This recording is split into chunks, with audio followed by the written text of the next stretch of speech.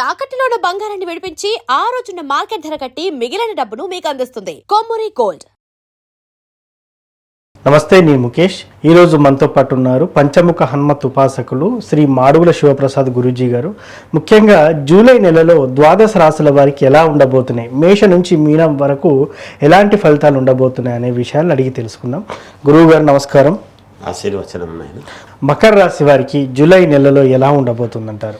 మకర రాశి వాళ్లకు కొంత యోగదాయకముగాను కొన్ని ఇబ్బందులుగాను అలా ఉండవచ్చును. బాగా పీక్గా ఉంది కదా మాకేమిటిలే అని అనుకునేటువంటి వాళ్ళు కొంచెం జాగ్రత్తగా వెనక ముందు చూసుకొని ఆలోచనలు చేసి ముందుకు వెళితే యోగప్రదంగా ఉంటుంది. లేకపోతే చిన్న ఇబ్బందులకు ఎదురయ్యేటువంటి అవకాశాలు ఏర్పడవచ్చును. స్త్రీల వలన జాగ్రత్తగా ఉండాలి పురుషులు అనేటువంటిది ముఖ్యంగా చెప్పగలను. ప్రయాణాలలో జాగ్రత్తలు అవసరము. ఆరోగ్యపరమైనటువంటి నిర్ణయాలు తీసుకోవాలి. సమయానికి భోజనం చేయటము అనేటువంటిది చాలా అవసరము. కీర్తి ప్రతిష్టలు అనేటువంటివి వస్తాయి. జనాల యొక్క గుర్తింపు ఏర్పడుతుంది. ఉద్యోగస్తులకు చాలా బాగుంది. వ్యాపారం చేసుకునేటువంటి వాళ్ళకు కూడా చాలా యోగదాయకముగా ఉంటుంది. సంఘములో పేరు ప్రతిష్టలు కలిగినటువంటి వాళ్లకు చిన్న ఇబ్బందులు అనేటువంటివి ఉంటాయి అనేటువంటిది తెలుస్తూ ఉన్నది. దాన్ని బట్టి ముందుకు వెళితే యోగదాయకముగా ఉంటుంది అనేటువంటిది తెలియజేస్తూ ఉన్నాను. శారీరకమైనటువంటి శ్రమ బాగా విపరీతముగా ఉంటుంది, తప్పదు. శ్రమ పడాలి. ఆ శరీరానికి కొన్ని ఇబ్బందులు కలిగేటువంటి పరిస్థితులు ఉన్నాయి కాబట్టి జాగ్రత్తలు తీసుకుంటే యోగదాయకముగా ఉంటుంది అనే సారాంశము. సో మకర రాశి వారికి మీరు చెప్పిన విధంగా ఫలితాలు ఉండబోతున్నాయంటారు. ముఖ్యంగా ద్వాదశ రాశుల వారు ఏ పరిహారం చేసుకుంటే ఇంకా మెరుగైన ఫలితాలు పొందుతారు, అదేవిధంగా కొంత నష్టంగా కొన్ని రాశుల వారికి ఉన్నటువంటిగా మనకు కనిపిస్తూ ఉంది. వారు ఏ పరిహారం చేసుకుంటే ఇంకా ఎలాంటి లోటుపాట్లు లేకుండా ఉండొచ్చు అంటారు? మామూలుగా ఈ జూన్ నెలలో ఏ రాశి వాళ్ళైనా ఎవరైనా మనకు మేలు జరగాలి అనేటువంటి కోరికలు ఉంటాయి. సహజం కదా. ఈ రాసులు అన్నీ కూడా మొత్తం 12 రాసుల వాళ్లకు కూడా ఈ ఒక్క రాశి, ఈ రాశి కాదు, ఈ రాశి కాదు అనేటువంటిది కాకుండా బాగున్న రాసులైనా, ఒకవేళ కొంచెం అటు ఇటు ఉన్న రాసులైనా, పూర్తిగా బాగలేని రాసులైనా, ఎవరైనా సరే సహజంగా ఏదో ఒక ఇది అయితే కావాలి కదా వాళ్ళకు జీవితంలో ముందుకు వెళ్ళటానికి. వాళ్ళు అనుకున్నటువంటి పనులు సవ్యంగా జరగాలి అనేటువంటిది ప్రతి వాళ్లకు ఉంటుంది.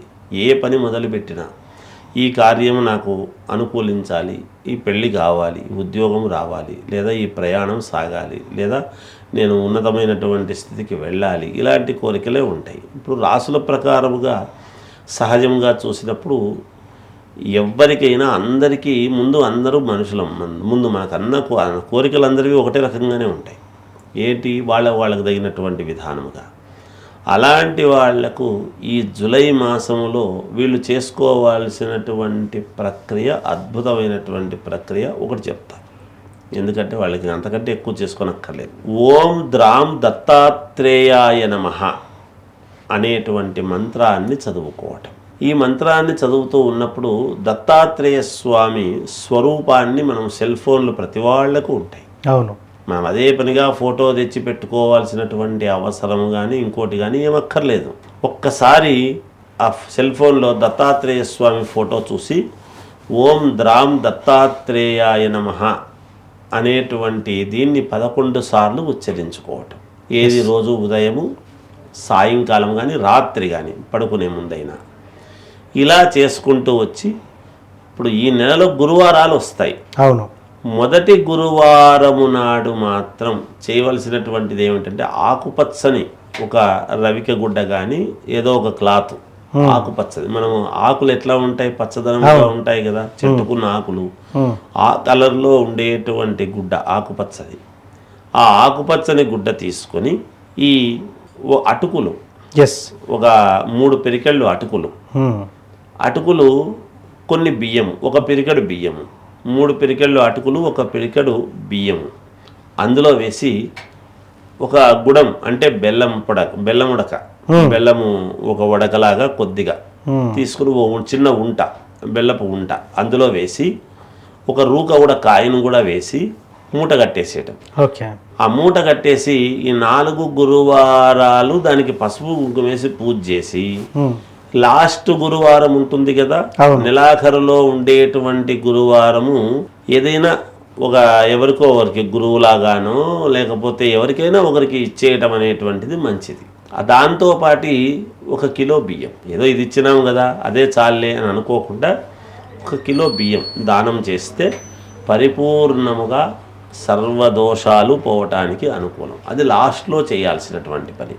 లేదు మొదటి వారమే చేస్తాము అని అనుకుంటే ఈ 3-4 వారాలు ఇది చెయ్యాలి కదా. ఆ మూటకు ఒక పసుపు కుంకుమ అనేది వెయ్యాలి. వేసి అప్పుడు చేస్తే దాని యొక్క మేలు సంపూర్ణం జరుగుతుంది. ఆ మూటకు వేస్తూ ఉండేటువంటి దాని వలన పరిహారం కొంత పోతూ వస్తుంది. చివరిలో పూర్తిగా పోవటం అనేది జరుగుతుంది. అన్ని పనులు జరుగుతాయి, అనుకున్న పనులు నెరవేరుతాయి గాక.